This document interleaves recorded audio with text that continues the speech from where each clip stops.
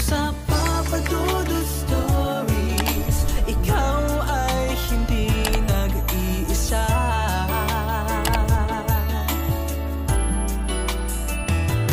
Dito sa Papa Dudut Stories, may nagmamahal sa'yo. Ang ilaw ng tahanan o isang nanay ang madalas na humuhubog sa pagkatao ng isang anak. Sa pamilya kasi, nanay ang mas madalas na sandalan at kinukunan ng lakas.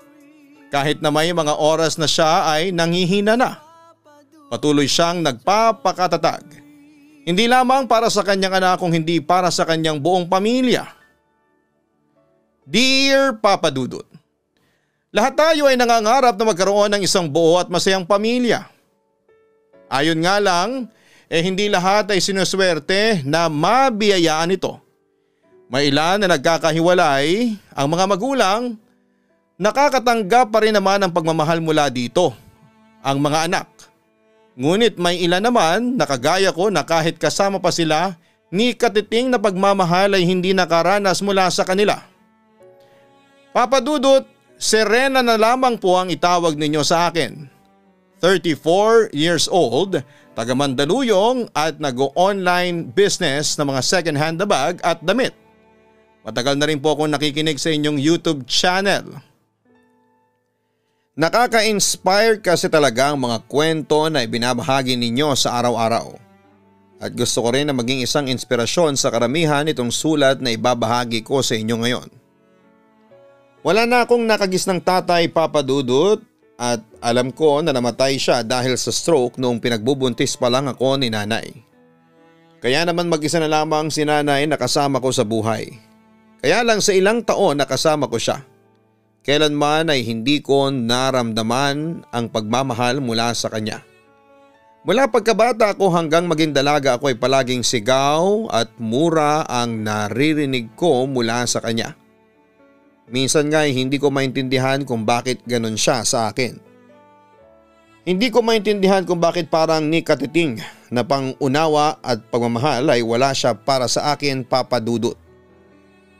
Bakit kasi nagpupumilit ka pang pumasok mag-aasawa ka lang din naman?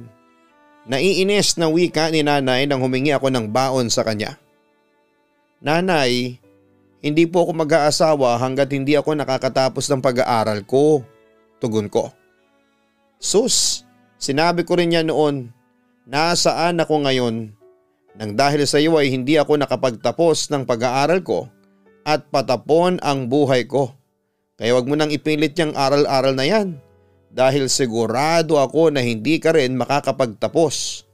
Mag-aasawa at mag-aanak ka rin ng maaga kagaya ko, dagdag pa niya. Hindi ko po gagawin yun, Nay. Kaya ako po pinipilit na igapang ang pag-aaral ko dahil gusto ko po talagang makapagtapos ng kolehiyo. Palagi ko pong mini-maintain na mataas ang grades ko para hindi mawala sa akin ang scholarship ko. Giit ko naman sa kanya. So sinusumbat mo sa akin ngayon yung ginagawa mo? Sino ba nagpupumilit sa iyo na magpatuloy ka dyan sa lintik na kolehiyo na yan? Hindi ba ikaw lang din naman? Tapos ngayon ay pinapahirapan mo ako. Galit na wika ni nanay. Para rin naman po sa inyo itong ginagawa ko. Kapag nakapagtapos po ako ng pag-aaral ay makakahanap po ako ng mas maayos na trabaho. At kapag nangyari yun, mas magiging magaan na po ang buhay natin. Giit ko pa. Pwede ba, Serena? Itigil mo na yung mga panaginip mo na yan. Masyado ka nang ambisyosa. Sigurado naman ako na hindi mangyayari alinman dyan sa mga sinasabi mo. Umalis ka na rito sa kwarto ko at isa pang pangungulit mo sa akin babagsak na talaga tong palad ko dyan sa pisngi mo nang magising ka sa pagiging ambisyosa mo. Ang sabi pa ni nanay.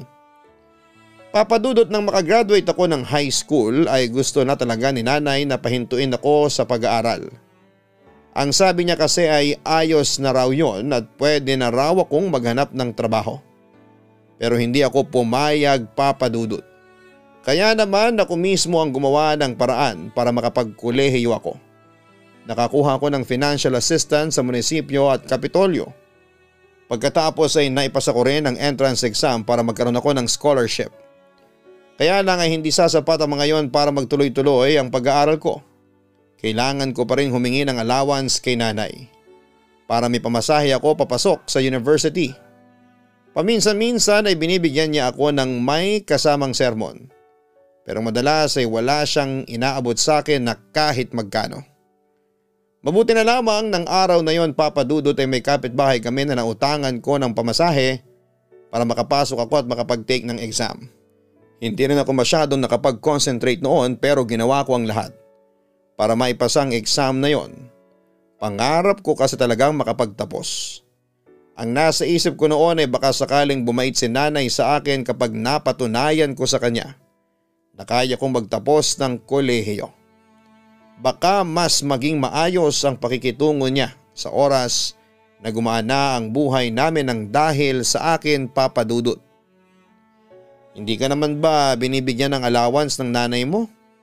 Tanong ng kaklase kong si TJ. Oo, muntik niya pa nga akong masaktan kanina dahil sa pangungulit ko sa kanya na bigyan ako ng pamasahe man lang. Kaya lang wala naman akong napala, puro sigaw at mura lang ang ibinigay niya sa akin. Pagkukwento ko. Baka mainit lang ang ulo ng nanay mo kanina, wika niya. Palagi namang mainit ang ulo niya kapag nakikita niya ako. Ni minsan nga hindi ko pa siya nakitang ngumiti sa akin. Para bang marinig niya lang ang boses ko ay sira na kaagad ang araw niya. Malungkot na sabi ko. Huwag mong sabihin yan kasi alam mo namang hindi totoo yan. Ang wika pa ni TJ. Yan nga rin sana ang gusto kong isipin. Na mali lahat ang tumatakbo dito sa isipan ko. Na mahal talaga ako ni nanay kaya lang ang hirap, TJ. Ang hirap paniwalain ang sarili ko. Na mahal talaga ako ng nanay ko. Hindi ko na nga naiintindihan itong nangyayari sa buhay ko. Hindi ko na maisip kung ano ba ang kasalanang nagawa ko sa kanya para ganituhin niya ako. Kasalanan ko ba talaga na naging anak niya ako? Naiiyak na sabi ko. Sige, iyak mo lang yan. Alam ko na kahit papaano'y gagaan ang loob mo kapag naiyak mo ang bigat na nararamdaman mo dyan sa dibdib mo. Payo niya. Sana nga eh. Sana mawala na yung bigat na nararamdaman ko dito. Pero sa araw-araw na pinaparamdam ni nanay na kinakamuhian niya ako ay mas lalo lang bumibigat sa akin ang lahat. Mas lalo lang ako nasasaktan. Wala na nga akong tatay tapos kasama ko nga ang nanay ko pero ni minsan hindi ko naman naramdaman na minahal niya ako bilang isang anak niya. Pag-iyak ko pa. Papa Dudut, mula nang magkaisip ako ay hindi na maganda ang pakikitungo sa akin ni nanay. Palagi niya akong sinisigawan at pinapagalitan. Minsan nga ay nakakasawa na yon pero tinatanggap ko pa rin dahil wala naman akong pagpipilian at dahil mahal ko rin talaga ang nanay ko. Sino ba namang anak ang hindi magmamahal sa nanay niya? Parang wala naman, hindi ba? Kaya kahit hindi nasusuklian ang pagmamahal ko ay ayos lang basta kasama ko si nanay. Sa malapit na mundong kinalakhan ko sa piling ni nanay, si TJ ang naging kaibigan at karamay ko. Magkaklase noong nasa high school kami at naging malapit na magkaibigan. Malapit lang din kasi ang bahay namin sa bahay nila. Tumagal ang friendship na yon hanggang college dahil pareho kaming scholar sa university. Hindi rin kasi sila nakagagaan sa buhay kaya kailangan niya ring pagsikapan na makapag-aral sa kolehiyo. At dahil pareho kami halos na nakaka-relate sa maraming bagay ay mas lalo patuloy kaming naging malapit sa isa't isa, Papa Dudut. Habang tumatagal ay mas lalong nagiging malupit ang pagtrato sa akin ni nanay, Papa Dudut. Para bang mas lumala pa ang galit niya sa akin. Kaya naman mas nahihirapan ako na pakisamahan siya. Dumating pa sa point na nasasaktan na niya ako ng pisikal. Nasasampal niya ako at hinahagisan ng mga matitigas na bagay kapag nalalasing siya. At palagi niya akong kinukumbinse na huminto na lamang sa pag-aaral ko. Pero syempre hindi ako pumayag. Alam ko kasi na ang pagtatapos ko sa kolehiyo ang pwedeng makapag-ahon sa amin sa hirap at pwedeng maging daan para mapalapit ako kay nanay. Papadudod sa mga mabibigat na oras na pinagdadaanan ko ay si TJ ang naging kausap at sandalan ko. Palagi siyang nasa tabi ko para kahit papaano ipagaanin ang loob ko. Kahit kailan ay hindi ko siya naringgan ng masamang salita tungkol kay nanay. Sinabi niya lang sa akin na naiintindihan ko si nanay at sigurado siya na darating ang panahon na mararamdaman ko rin ang pagmamahal nito. Nang dahil doon papadudot ay nahulog na ang loob ko kay TJ at ang pagkakaibigan namin ay nauwi na nga sa pag-iibigan papadudot. Sigurado ka na ba dyan? Tanong ni TJ nang sabihin ko sa kanya na nagdadalang tawa ko. Oo, kasi nakadalawang pregnancy test kit na ako. At parehong positive ang lumabas. Naiiyak na sabi ko. Pero isang beses lang naman natin ginawa yun, hindi ba? Isang beses lang na may nangyari sa ating dalawa. Wika pa niya. TJ, kahit isa o 10 beses man na may nangyari sa atin, alam mo na posibleng mabuntis ako. Kasi ginawa pa rin natin ang bagay na yon. Ikaw naman kasi, bakit kinulit mo pa ako nung araw na yon? Paninisi ko sa kanya. Hindi ko naman alam na mabubuntis ka kaagad. Wika niya. Ipalaglag ko na lang tong bata, ang sabi ko. Serena, alam mong napakalaking kasalanan ang gusto mong gawin. Wika pa ni TJ. Mas magiging kasalanan kung isisilang ko siya sa mundong ito pero hindi ko naman siya mabibigyan ng maayos na buhay. Ni hindi ko nga halos naramdaman kung paano magkaroon ng isang nanay. Kaya paano pa ako magpapakananay sa batang nasa tiyan ko ngayon? Mas mabuti pa na mawala na lamang kesa maranasan niya ang hirap na dinanas ko sa mundong ito. Giit ko. Hindi ako papayag. Anak ko rin yan kaya hindi ko hahayaan na gawan mo siya ng masama. Pananagutan ko ang anak natin, Serena, ang sabi pa ni TJ. Totoo ba yung sinasabi mo? Hindi makapaniwalang wika ko. Oo naman, hindi ako duwag para iwanan ka sa ganyang sitwasyon. Mahal kita. Kayo nang magiging anak natin. Hindi ko hahayaan na may mangyaring masama sa inyong dalawa. Pangako, gagawin ko ang lahat para maging mabuting partner at tatay ako sa inyo ng magiging baby natin. Tugon niya. Papadudot, hindi ako makapaniwala sa sinabi ni TJ noon. Akala ko talaga kapag nalaman niya ang tungkol sa pagbubuntis ko ay hindi niya ako pananagutan. Akala ko hindi siya ganun kaseryoso sa relasyon namin pero siguro kung minalas ako sa nanay ay sinuwerte naman ako sa karelasyon ko. Dahil mula sa pagiging isang mabuting kaibigan sa kanya, ay sa kanya ko rin naramdaman ang totoong pagmamahal sa kauna-unahang pagkakataon. Kaya nga nakuha niya kaagad ang tiwala ko lalo na nang maging kami na. Dahilan para maibigay ko sa kanya ang sarili ko at makabuo kami ng bata sa sinapupunan ko. Papadudot, alam ko naman na mali rin talaga ang ginawa namin ni TJ. Yung may mangyari sa amin kahit pareho pa kaming nag-aaral noon.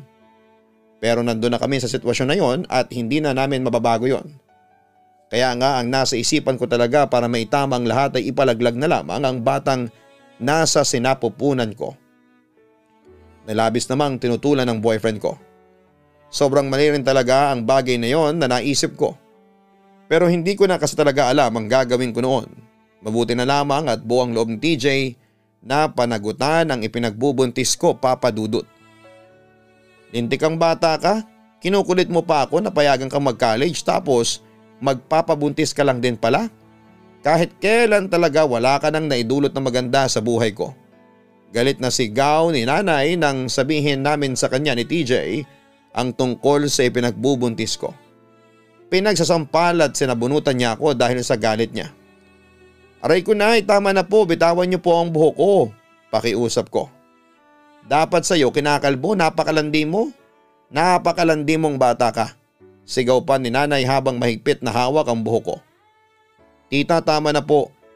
Baka po kung mapano pa ang anak namin. Pag-awat naman ni TJ kay nanay. Isa ka pa? Akala ko kaibigan ka lang ng anak ko tapos bubuntisin mo lang pala siya. Alam niyo mabuti pa na lumayas na kayo dito sa bahay ko. Layas, pagtataboy niya sa amin ni TJ. Nay, sorry po. Patawarin niyo po ako. Patawarin niyo po kami. Sorry Nay, pakiusap ko. Hirap na nga akong buhayin ka tapos magdadagdag ka pa ng palamunin. Iba rin talaga ang takbo ng utak mo, no? Umalis ka na rito bago pa kita makalbo at makaladkad palabas ng bahay na ito. At eto ang tandaan mo ha, kahit kailan. Ayaw ko nang makita yung pagmumukha mo. Wag na wag kang magpapakita sa akin, buwisit ka. Bulyaw pa ni nanay. Papa Dudut, ayoko talagang umalis ng bahay noon. Hindi dahil sa takot ako na mamuhay kasama si TJ, kung hindi dahil ayokong mapalayo kay nanay. Ayokong mapahiwalay sa kanya at magkaroon ng dahilan para mas maggalit siya sa akin. Pero sa lakas ng pagsampal niya sa pisngi ko at pagsabunod sa buhok ko ay ramdam ko ang matinding galit niya sa akin noon. Yung galit na parang kahit kailan ay hindi na mawawala pa. Lalo na nang ihagis niya palabas ng bahay ang mga damit at iba pang mga gamit ko. Kasunod ang pagmumura niya at ibang masasakit pang mga salita. Doon ako kinumbinsi ni TJ na umalis na ng bahay ni Nanay Papa Dudut. Tinulungan niya ako na kunin at bitbitin ang mga inihagis ni nanay na gamit ko.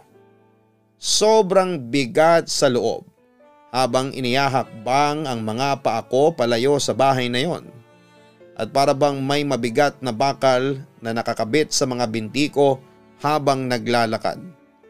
At ng mga oras na yon ay pinilit ko ang sarili ko na magpakatatag para kay TJ at sa magiging anak namin, Papa Dudut. Papa Dudut, tumira kami ng 1 buwan sa bahay ni na TJ kasama ang nanay at mga kapatid niya. Mabait naman ang pamilya niya, kaya lang ay may mga oras na hindi ako masyadong nakakapagpahinga ng maayos. Maliit lang kasi ang kwarto kung nasaan kami ni TJ at kasama namin doon ang 3 niyang nakababatang kapatid. Palagi ring tipid ang mga pagkain na kailangang pagkasyahin sa aming lahat. Hindi ako nagreklamo noon dahil alam ko na hindi lang naman ako ang nahihirapan, kung hindi pati na rin ang partner ko. Hanggang sa may mag-alok kay TJ na ipasada ang tricycle ng tito niya at nang makaipon kami ng sapat na pera ay umupa na kami ng maliit na bahay. Papa Dudut, hindi pala talaga madali ang mamuhay nang wala ng ibang tao na inaasahan. Ang dami naming iniisip noon kasama na ang mga gastusin sa bahay at mga vitamins na kailangan sa pagbubuntis ko. Mabuti na lang at may libreng check-up sa center sa barangay namin na nakakapagpatipid sa amin. At para makatulong ako sa mga gastusin sa bahay ay tumanggap na rin ako ng mga labada kahit ayaw pa ni TJ. Ayoko rin naman kasi na siya lang ang nahihirapan sa pagsasama namin. Para na kaming totoong mag-asawa noon, kaya dapat ay palagi kaming nagtutulungan sa lahat ng oras, Papa Dudut. Alam mo, na-realize ko na hindi pala talaga madali ang bumuo ng pamilya. Ang wika ni TJ habang pinagsasaluhan namin ang kaunting ulam at kanin na binili niya. Tama ka dyan, be. Pero wala akong pinagsisisihan sa nangyari sa ating dalawa. Lalo na at dito sa baby na nasa tiyan ko. Aaminin ko na medyo natakot talaga ako sa umpisa. Pero ngayon nakasama na kita at malapit na akong manganak ay wala na akong ibang nararamdaman kung hindi puro saya lang. Ang wika ko. Bakit parang naluluha ka na, be? Pansin ni TJ. Natutuwa lang naman ako kasi sa dinami-rami ng lalaki sa mundong ito, ikaw pa talagang ibinigay ng Diyos sa akin. Nakangiting tugon ko. Bakit, ayaw mo ba? Pabirong wika ni TJ. Siyempre gusto ko. Sakto nga Kasi kung anong lungkot ng buhay na kinalakhan ko, ginamit naman ng Diyos na makulay at masaya yon mula noong makilala na kita. Tugon ko. Serena, alam ko na hindi talaga madali yung mga pinagdadaanan mo. At hindi rin kita mabibigyan kaagad ng magaan na buhay. Pero ang pangako ko na panghabang buhay na pagmamahal, ang kahit kailan ay hindi magbabago. Asahan mo yan, Serena. Pangako niya sa akin. Papa Dudut, na pagtanto ko noon na ang pagsasama na walang masyadong sapat na paghahanda ay mahirap talagang pagdaanan. Lalo na nga at pareho kaming walang ibang tao na inaasahan ni TJ. Siya at ako na lang ang pwedeng magtulungan ng mga panahon na yon. Paminsan-minsan naman ay nag-aabot pa rin ng pera si TJ sa pamilya niya. Pero ang nanay niya ang tumatanggi sa tulong na ibinibigay niya. Alam kasi ng mama ni TJ na pareho kaming hindi handa sa responsibilidad na pagkakaroon ng isang anak, pero pilit naming kinakaya. Mas gusto ng mama niya na mag-focus na lamang si TJ sa akin at sa magiging anak namin. Papadudot ng maisilang ko ang anak namin ni TJ ay walang kapantay na kaligayahan ang naramdaman ko. Wala na talaga akong mahihiling ng mga panahon na yon, lalo na nang maging malusog ang baby namin. Araw-araw akong nagpapasalamat sa Diyos kasi ibinigay niya sa akin si TJ at ang baby namin. Ang bungakala ko noon ay panghabang buhay na ang kaligayahan na pagsasama namin ni TJ, pero hindi pala. Dahil wala pang isang taon ng baby ko nang mamatay si TJ dahil sumalpok sa isang truck ang pinapasada niyang tricycle. Nanagot naman ang truck driver sa pangyayaring aksidente at nagbayad pa para sa pagpapalibing ni TJ, kaya hindi na ako nagsampa pa ng kaso sa kanya. Mula noon ay mag-isa ko nang tinaguyod ang buhay ko kasama ang anak ko, Papa Dudut. Sobrang hirap ng naging buhay ko noon, pero pilit kong kinakaya ang lahat. Hanggang sa magkasakit ang anak ko na kaagad kong dinala sa ospital. Nagkaroon siya ng diarrhea at pabalik-balik na lagnat. Kapos na ako noon sa pera at napakaraming gamot ang kailangang bilhin para sa kanya. Doon ako naglakas ng loob na umuwi ng bahay ni nanay at humingi ng tulong sa kanya. Pero kagaya ng inaasahan ko ay puro galit at panunumbat lamang ang sinabi niya sa akin, hanggang sa nalaman ko ang punot dulo ng galit na yon. Pinagsamantalahan ako ng sarili kong ama at ikaw ang naging bunga ng ginawa niya sa akin. At mula nang ikaw na lang ang nakasama ko ay puro pahirap na sa buhay ang naranasan ko. Naiiyak na sabi pa ni nanay. Pero ginawa ko naman po ang lahat para hindi ako maging pabigat sa inyo. Alam ko po na hindi talaga madali ang pagpapalaki ng anak, lalo na kung wala na tayong ibang tao na aasahan. Pero hindi po yung dahilan para tanggalan niyo ako ng karapatan na magkaroon ng isang nanay. Wika ko. Nasasabi mo lang yan dahil hindi mo alam ang hirap ng pinagdaanan ko. Hindi mo alam kung gaano ako nahirapan na buhayin ka, ang sabi pa ni nanay. Siguro nga po nung una ay hindi ko talaga alam. Pero ngayon nag-iisa na lamang ako na binubuhay ang baby ko. Sigurado ako na alam ko na po ang nararamdaman ninyo. Yung hirap at sakit na nandyan sa puso ninyo. Pero hindi ako gagaya sa inyo, nanay. Hindi ko aalisan ang karapatan ng anak ko na magkaroon ng nanay pagkatapos niyang mawala ng tatay. Gagawin ko ang lahat para maiparamdam sa kanya na kahit ako na lamang ang kasama niya, hindi mawawala ang pagmamahal ko para sa kanya. Ipaparanas ko sa baby ko ang pagmamahal na kahit kailan ay hindi ko naranasan mula sa inyo. Wika ko naman. Papadudot, akala ko ay pagkamatay lang ni tatay ang nagtula kay nanay para maging isang malupit na ina sa akin, pero hindi pala. Dahil hindi kagad natapos doon ang pagtatalo at sumbatan naming dalawa. Hanggang sa ikinuwento na nga ni nanay na hindi pala talaga ako anak ng lalaking napangasawa niya. At ang ako ng ama ni nanay na nagsamantala sa kanya noon. Nobyo niya na raw si tatay nang mabuntis siya ng lolo ko. Doon na raw sila nag-decide ni tatay na magtanan at panagutan ang ipinagbubuntis ni nanay kahit na hindi niya ito anak. Plano na raw kasi ni nanay na ipalaglag talaga ako, pero si tatay lang ang pumigil sa kanya. Nagtana na nga noon si tatay at nanay at lumayo sa lugar nila lolo, Papa Dudut. Pero nakarating pa rin sa kanila na namatay ng mag-isa sa bahay si lolo dahil sa atake sa puso. At bago pa maipanganak ay si tatay naman ang namatay na dahilan para muling maramdaman ni nanay ang hirap ng nag-iisa sa buhay. Yun daw ang naging dahilan kung bakit ni minsan ay hindi siya naging masaya na kasama niya ako. Dahil naisip niya raw na sana ay hindi niya na lamang ako binuhay. At baka raw mas masaya pa ang pagsasama nila hanggang ngayon ni tatay kung eto raw ang nabuhay at hindi ako papadudot. Bago tayo magpatuloy, huwag kalimutan na mag-like, mag-share at mag-subscribe. Hanapin po ang Kaistorya YouTube channel at ang Papa Dudut Family. Sana po ay suportahan po ninyo ang mga pinaghihirapan naming mga channel dito sa YouTube. Napansin po ng inyong si Papa Dudut na kalahati po ng mga nanonood at nakikinig ay hindi pa nakasubscribe. Kaya ano pang hinihintay ninyo? Pindutin ang subscribe button. Sa ating pagpapatuloy. Grabe ang mga nalaman ko noon, Papa Dudut.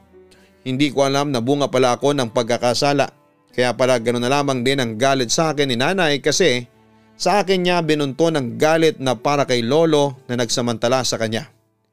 Pero wala naman akong kasalanan. Hindi ko ginusto na mabuhay sa mundong ito at maging isang anak niya. Hindi ko ginusto, Papa Dudut, na mabuhay ng walang nararamdamang pagmamahal mula kay nanay na kinalakhan ko.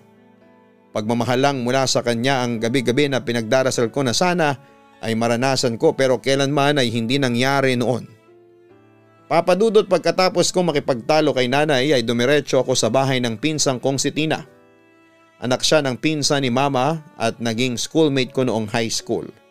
Sa kanya ako humingi ng tulong at sa awa ng Diyos ay tinulungan naman niya ako pagdating sa mga gastusin para sa anak ko. Malapit din ako sa pinsang ko na yon at isa siya sa palaging tumutulong sa akin noong nag-aaral pa ako. Kaya labis ang pagpapasalamat ko sa kanya. Kasi hindi siya napagod na tulungan ako, Papa Dudut.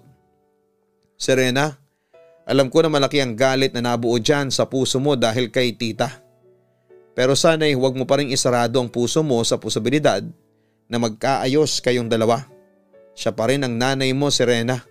Paalala sa akin ni Tina. Nanay na kahit kailan ay hindi nagpakananay sa akin. Yun yata ang pangarap ko na kahit kailan ay hindi na matutupad. Yung maramdaman ang pagmamahal mula sa nanay ko.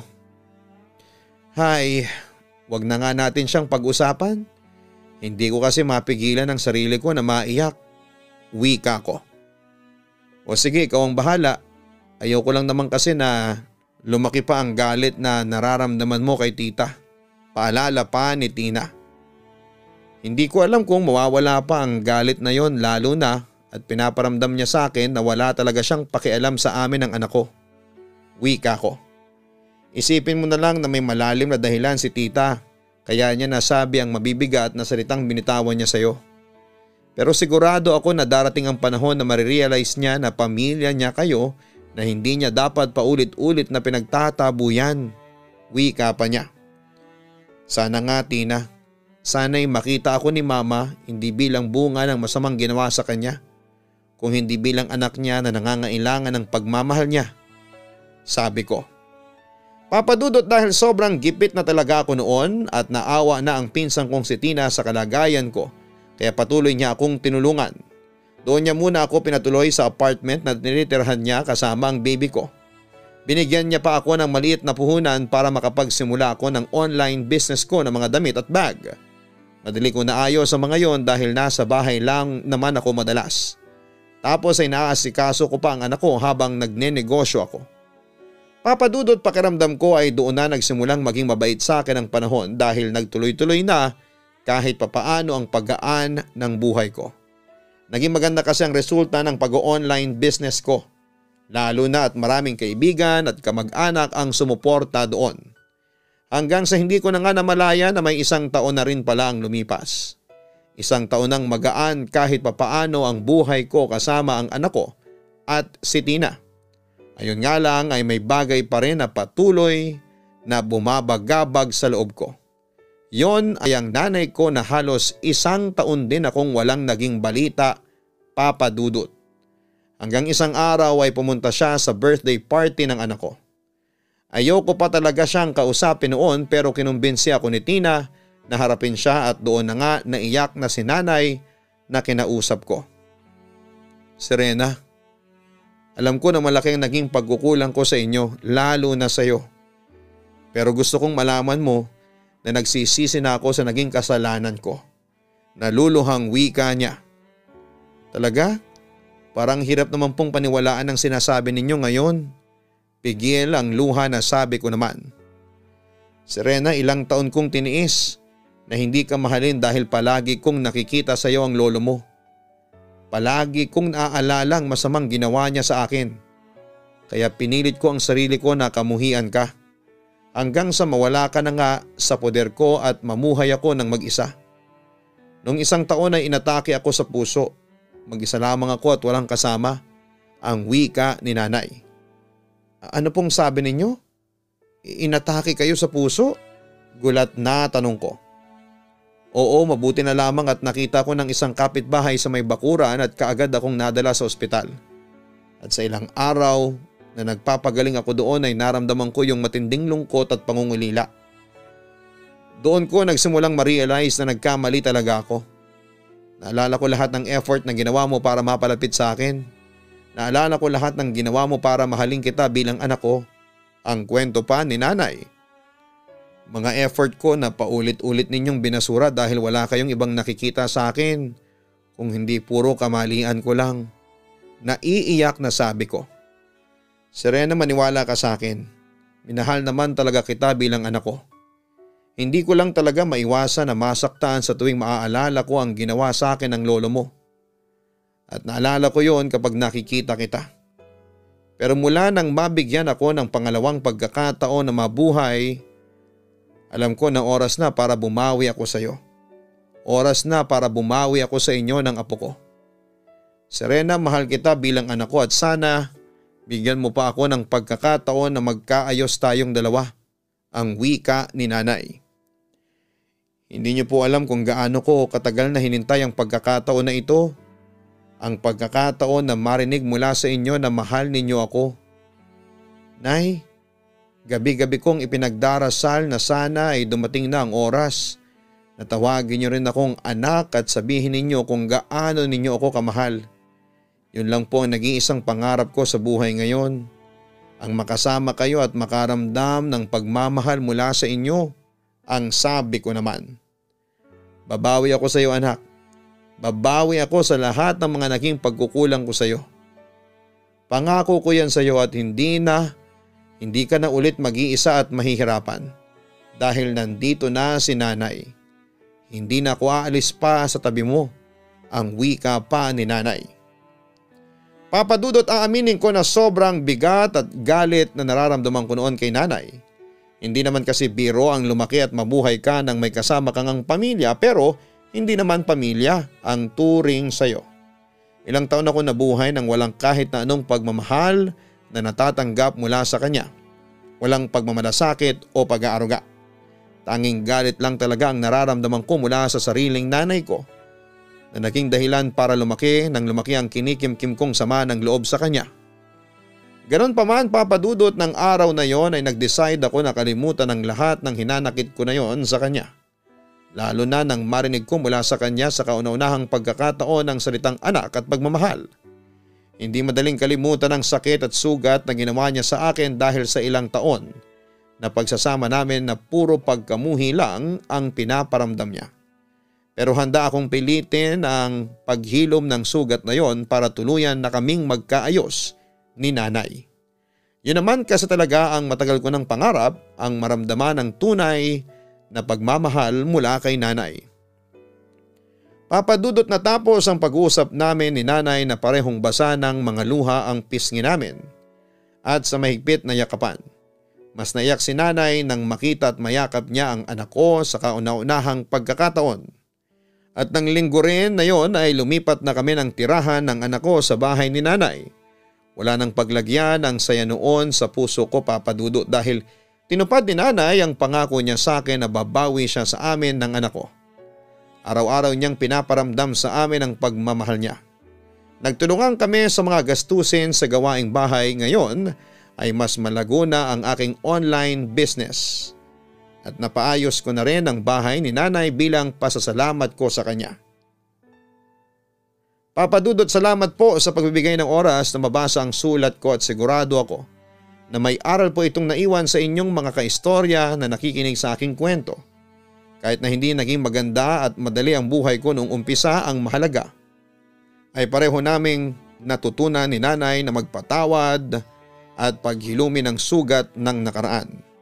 Yon ang naging daan para maiparamdam namin sa bawat isa ang tunay na pagmamahal. Hanggang dito na lamang po muna. Yours truly, Serena. Maraming salamat, Serena, sa pagsulat mo sa aking YouTube channel. Tama ka na malaki talaga ang aral sa buhay na naiwan ng sulat mo sa araw na ito.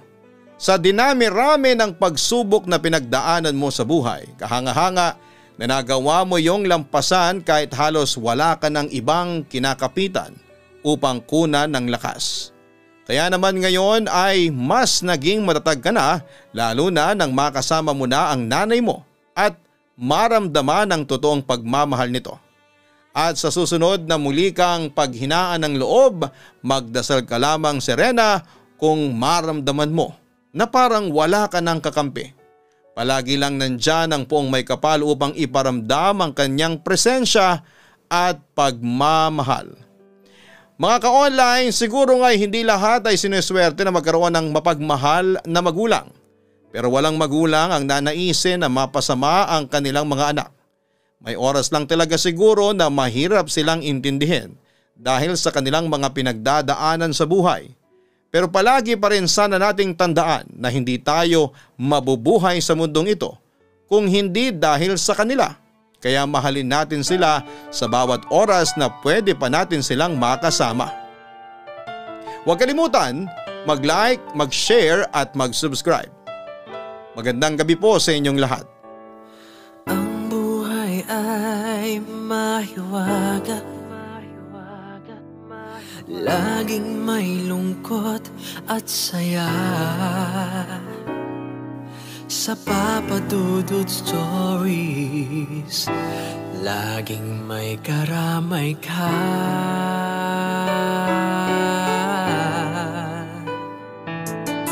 Mga problemang kaibigan, dito ay pakikinggan ka. Sa Papa Dudut Stories, kami ay iyong kasama. Dito sa Papa Dudut Stories, ikaw ay hindi nag-iisa.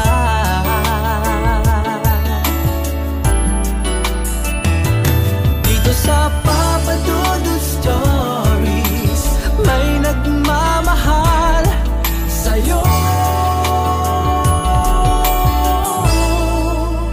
Papa Dudut Stories, Papa Dudut Stories,